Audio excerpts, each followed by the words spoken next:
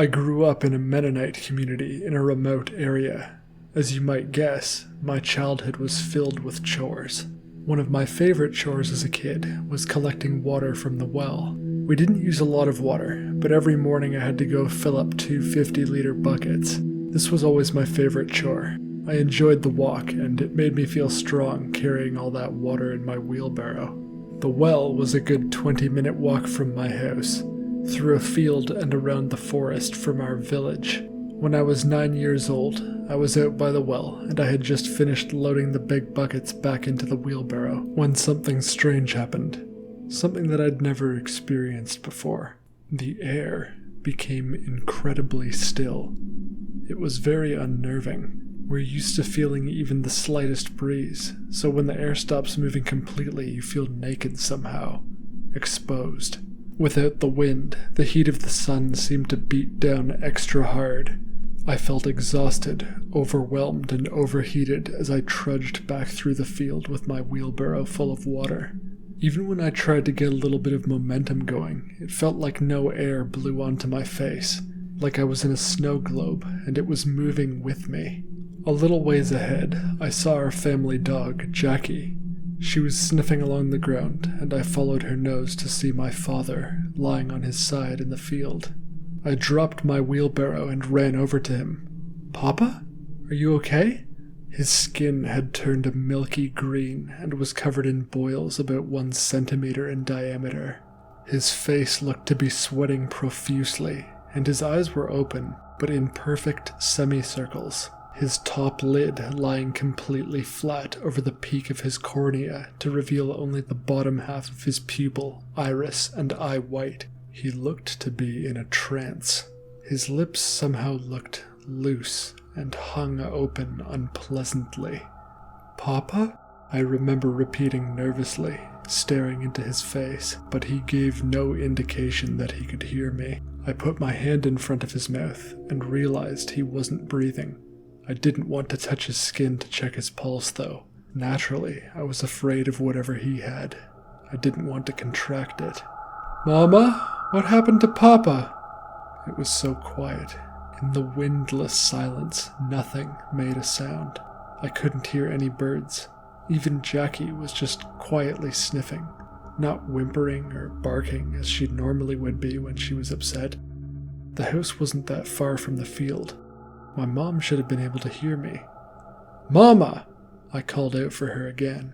I became even more worried and got up, running into my house to look for my mother, only to find her lying green and lifeless on the kitchen floor. I looked over to the living room, where I saw my younger brother and sister lying lifeless and green as well. They were still too young to work, too young to do chores. But living the life of luxury inside had not been any shelter from what hit this village. I was utterly panicked. My heart was pounding, and I was hyperventilating. It didn't feel like I was in reality. How could this be happening? How could this have happened? I saw something move on the gravel street out front, and I ran to the front door to see who was still alive and tell them what happened to my family. In the street were more bodies, neighbors I had grown up with, people I knew, family friends, all lying dead, all green, all with boils. And looking down the street, I saw her. An old woman, dressed in a black shawl. She was carrying a broom. I didn't recognize her, and I knew everyone in our village. I called out to her timidly. "Hey, who are you?" She turned around from up the road to smile at me. She had massive, discolored eye bags and a crooked mouth with lips that hung loosely open like my dead family members. She said nothing, and in another moment the wind returned, rushing around violently and cloaking her in dust. She vanished in the next instant. That tragedy happened 32 years ago. I was just a boy. I was terrified. I didn't know where to go or who to tell.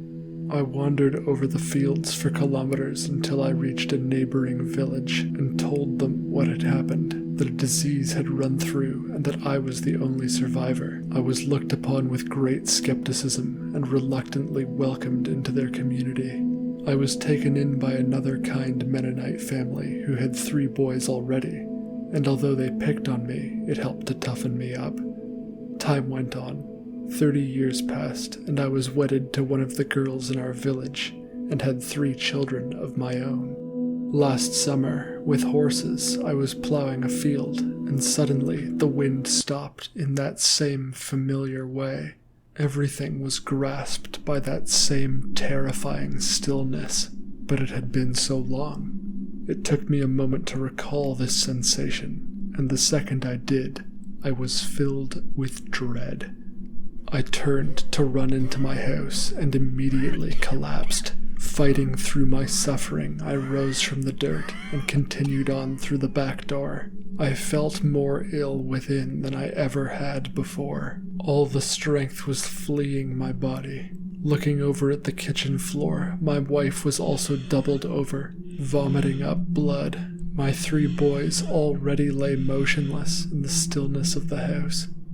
I was too exhausted even to feel terror at this point, but I managed to drum some up as my front door opened. She looked exactly as I remembered her 30 years ago. As aged as she was, she had not aged a day more. As I lay on my back, gasping for air, she approached me, stood over me, and smiled, looking down at me. I noticed that this time she was holding a rake, and she tapped me on the chest with it. I could barely even twitch in response. I was too exhausted to utter a single word, and she neglected to speak once again. I couldn't move, and she simply turned and walked back out the front door. Moments later, the wind returned, and I could feel air pressure inside my house. The feeling of illness left my body, and I could once again stand and move. My wife and one of my children were dead, but the other 2 survived. I needed to understand what had happened. I took a carriage to the city and went to a library. There, I learned what this creature was, this old woman. It was a Pesta, one who brings the plague. If she carries a broom, all are said to die. If she carries a rake, some slip through and escape that final curtain. I keep wondering why she brought the rake that day. To keep me alive, just to torment me. Why? I dread when I might see her next, and I wonder if it will be the end of me. Thanks for listening, guys. Subscribe and hit the bell to hear more short original horror stories next Thursday, and also tune in on Sunday nights at 9 p.m. Eastern Standard Time for Nightmare Theater, an open book club for nightmares. Until next time, embrace the beautiful dark.